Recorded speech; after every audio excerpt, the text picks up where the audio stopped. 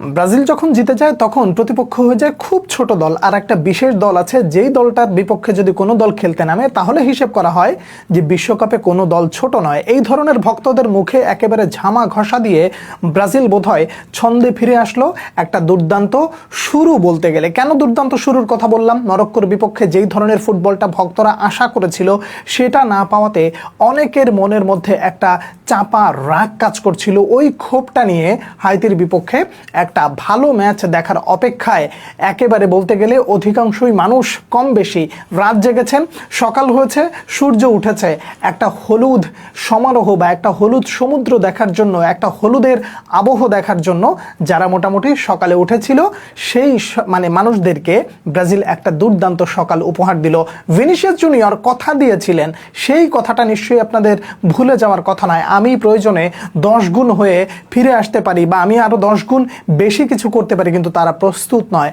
Vinicius জুনিয়রকে বিশ্বকাপে এসে সেই তার রূপটা কি দেখাতে চাচ্ছেন কিনা, যে কার্লো আনচিলত্তির অধীনে যে ভিনিসিয়াস দুর্দান্ত ফর্ম করেছিলেন সেই আনচিলত্তির আন্ডারেই কিনা বিশ্বকাপের আসরে ভিনিসিয়াস জুনিয়র যেইভাবে দুর্দান্ত পারফরমেন্স করে দেখাচ্ছেন সেটা আসলেই প্রত্যেকটা ব্রাজিলিয়ান ভক্তের কাছে একটা অন্যরকম প্রাপ্তি বলা চলে। ভিনিসিয়াস জুনিয়রকে মেইন ম্যান করাটা কার্লো আনচিলত্তির কি ভুল ছিল? মোটেও তা নয়। তিনি যে সঠিক সিদ্ধান্তটা নিয়েছিলেন ভিনিসিয়াস জুনিয়রকে মেইন ম্যান করে, সেটা অবশ্যই একটা ভালো দিক বলতে পারেন। হাইতির বিপক্ষে ব্রাজিলের এই ম্যাচটা নিয়ে অনেক কিছু আলোচনার আছে এবং সব যদি একসাথে করি তাহলে ভিডিওটা অনেক বড় হয়ে যাবে। একেবারে কি পয়েন্টগুলো বলি, তারপরে আরও আলোচনা আছে আপনাদের সাথে। প্রথমত, মিডফিল্ডের একটা সমন্বয় অনেক দিন পরে দেখা গেল। ক্যাসিমিরোর কাছ থেকে যে ধরনের পারফরমেন্স সবাই আশা করে, টিপিক্যাল ক্যাসিমিরো প্রতিপক্ষের অ্যাটাককে শেষ করে ফেলবেন এবং যখন তিনি নিজের কাছে বল রাখবেন, খেলাটাকে কিছুটা কন্ট্রোল করার চেষ্টা করে প্রতিপক্ষ যখন বল নিয়ে সামনের দিকে এগোতে যাবে তাদের সামনে এসে দেয়াল হয়ে দাঁড়াবেন এবং প্রতিপক্ষের স্ট্রাইকারদেরকে ডিস্ট্রয় করে দেবেন। সেই ক্যাসিমিরো ইজ ব্যাক। প্রথম ম্যাচে যার কাছে খুব বেশি একটা প্রত্যাশা থাকলেও অনেক কিছু দেখাতে পারেন নাই তিনি, দ্বিতীয় ম্যাচে এসে হাইতির বিপক্ষে ক্যাসিমিরো ঠিকঠাক ক্লিক করেছেন।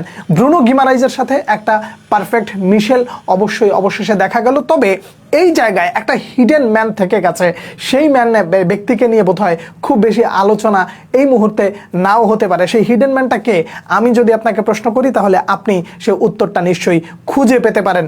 আমি উত্তরটার জন্য অপেক্ষা করছি। এরপরে চলে আসেন ফরওয়ার্ড লাইনে ম্যাথিউস কুনহার ইনক্লুশন।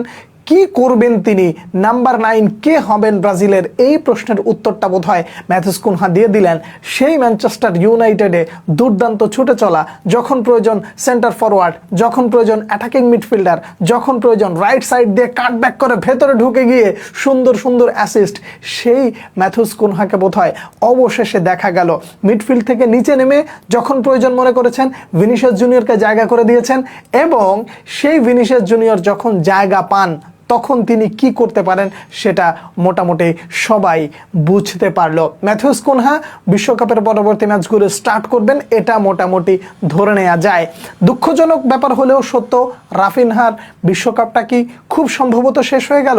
হ্যামস্ট্রিং ইনজুরির কথা মোটামুটি শোনা যাচ্ছে। যদি তাই হয় তাহলে বিশ্বকাপে রাফিনহাকে না পাওয়ার আক্ষেপটা বোধহয় থাকবে।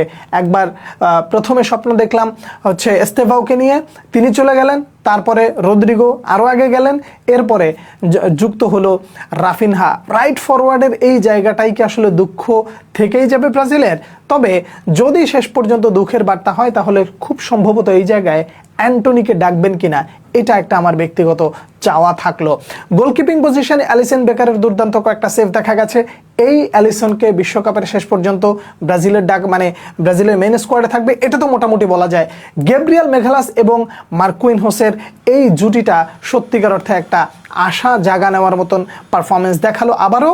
তবে শেষ মুহূর্তে এসে মার্কুইনহোস কিছু জায়গায় মোটামুটি একটু স্লো ফুটবল খেলাতে একবার বিট হয়েছিলেন, তো ওই জায়গাটা খুবই দুঃখ লেগেছে। এবার একটা কমন প্রশ্ন করি, আপনার কাছে প্রথম হাফের খেলাটা খুব ভালো লেগেছে, এত ভালো লেগেছে আপনি মনে হয় আকাশে ওড়া শুরু করে দিয়েছেন, কিন্তু সেকেন্ড হাফের খেলা দেখে খুব একটা ভালো লাগে না। এই যে একটা ভ্যাটকানি দিয়ে যে আপনার অবস্থাটা মোটামুটি আপনি চেঞ্জ করে ফেললেন, এই জায়গাটা আপনাকে একটু বোঝানোর আছে।